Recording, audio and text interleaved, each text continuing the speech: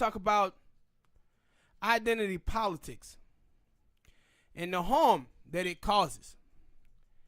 See, Trump and Steve Bannon, Steve Miller, they are doing identity politics, but they doing white identity politics. And what have happened is because of white identity politics, it has made us respond with identity politics as well. And we have a problem here. A couple of weeks ago, I told you guys about Simone Sanders and how Simone Sanders was out there saying that she didn't think a white man supposed to be the face of the Democratic Party. Then, of course, she went and joined Joe Biden's team. But one of the things that you see happening is people out here voting, wanting to vote race, vote gender, and sexual orientation, where policy and ideology is taking a back seat to those things. Now, we have had black politicians in the United States of America, I think since 1971, big time. The Congressional Black Caucus really started going then. We can't really name anything that they have done that was substantial or brought us tangibles as a community. We've had police brutality out of the woozah.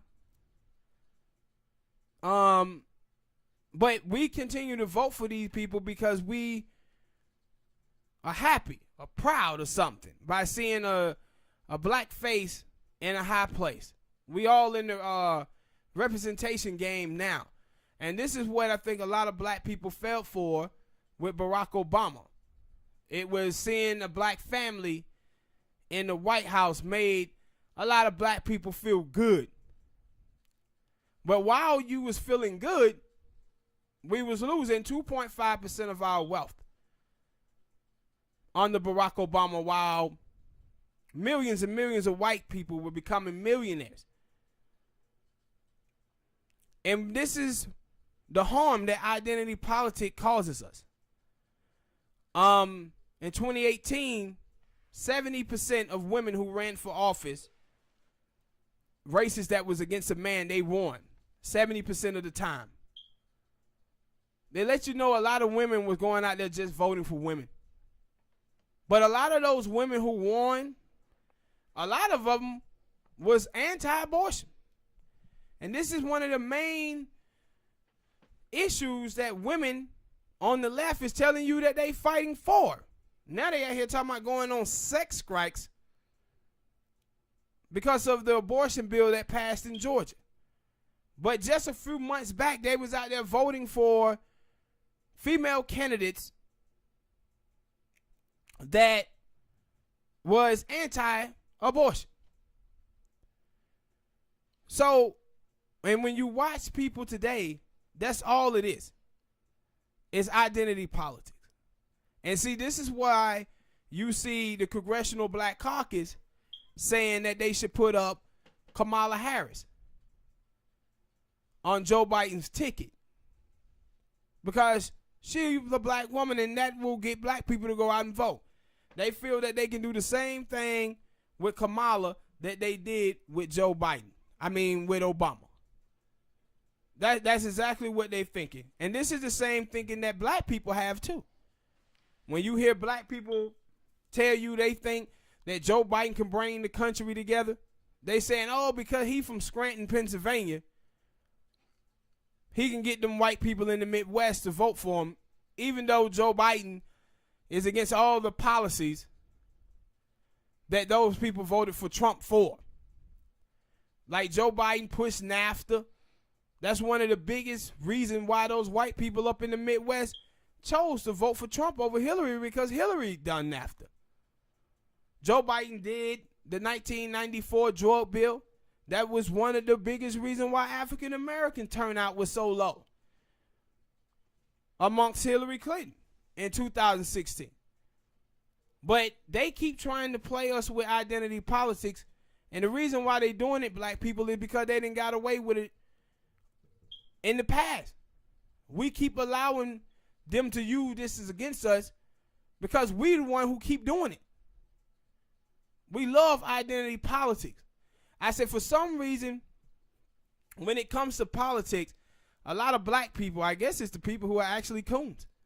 But we forget about coons, house niggas, Uncle Tom, bet bucks, bet rents, and Uncle Toms when we get down to politics somehow. And that's when identity become important. And you see, like with feminism in this country, in the 1960s, the Ku Klux Klan endorsed feminism because they knew it would take away black women from fighting for black liberation. Now you have Bezos' wife, like I said before, she become the 4th richest woman in the world just because of divorce, while single black moms are worth $5. And I told you guys about the numbers of African American women, but identity politics though have ruined things, and they continue to ruin things. I said when you see African Americans now, a lot of the ADOS people that you see on Twitter, this is one of the reasons why ADOS community is so angry. Because they looking at it and saying, look, they able to talk about immigration. They able to talk about feminism. They able to talk about gay issues. They able to talk about Muslim issues.